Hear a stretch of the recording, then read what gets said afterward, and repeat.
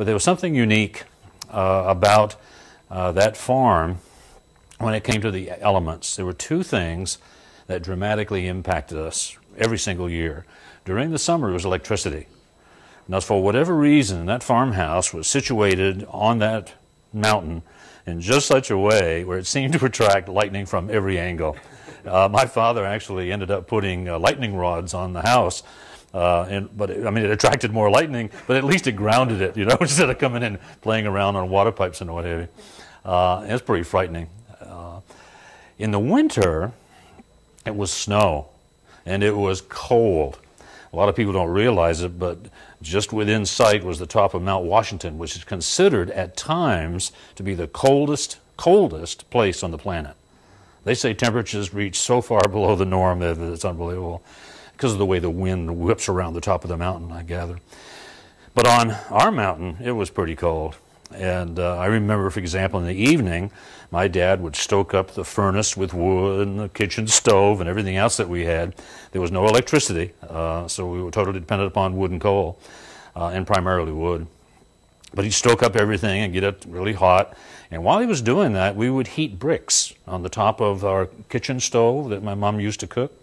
And we'd heat those bricks and then wrap them up in newspaper, and then take them into the bedroom, and then run those bricks all around inside that bed, trying to warm up that bedding, and then put the bricks down at the foot and jump in and cover ourselves with, 4, 5, 6 layers of quilts and blankets or what have you, hoping to make it through the evening. One time I remember the newspaper came off the bricks. A memorable moment, when you had that in bed. Occasionally, there were mornings we'd wake up and you knew you had to get up and get out into it, but sometimes it was also another issue. You'd look out the window and all you could see was a white haze. Pretty good indication that we had been literally snowed in. The snow had covered the first floor. And actually, those were days I would kind of bounce out with a little heart in the fact that I knew my dad was probably going to say, funny face, you might as well get out the tarp. Now, that's T-A-R-P.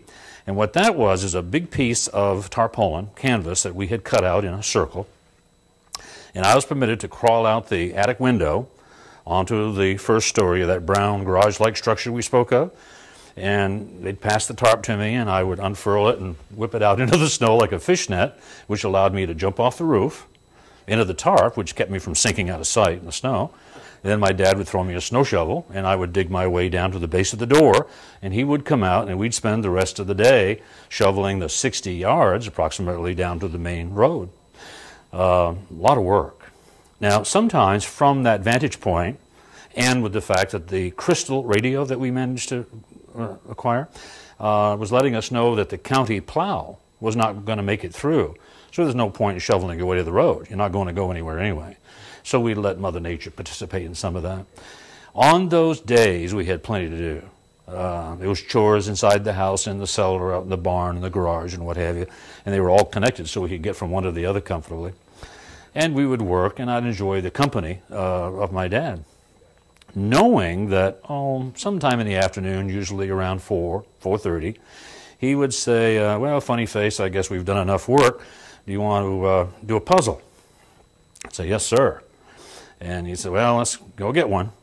And so there we were going up the attic stairs, up into the attic where there were lots of puzzles, hundreds of puzzles, stacks of them, shelves laden with them. My father was an addict, and everybody knew it, so he got puzzles for birthday and Christmas and whatever. And he would impulsively buy them, too, whenever he saw a puzzle with a pretty picture. He said, well, that would be part of our collection. There were puzzles up there we'd never done. Other puzzles we had done a number of times. There were small puzzles and big puzzles, but we were going to go up there and to select a puzzle. Now, we'd walk up the stairs, and they would be boxes and boxes of these puzzles laying around like this. And they were all in such a way where you could see how many pieces were in the puzzle and what the picture was. Okay? But they were all over the place. And so we'd walk up, and I'd say, I think I'll do this one, Daddy. And he'd say, well, if you're going to do that one, I'll do this one. Okay? Now, the point being, we never worked on the same puzzle. Each of us had our own puzzle, we had our own puzzle board, and although I don't remember ever being mentioned, I'm certain there was a competition. You know what I mean? Like, who are going to get their puzzle done first? Frankly, I never won. My father got his puzzle put together every single time, all those years, and I could never figure out what he did. Whether it be a week or 2 or 3 from now, if you're with us, I'm going to ask you to tell me what you think it was. It was very clear once you understand it.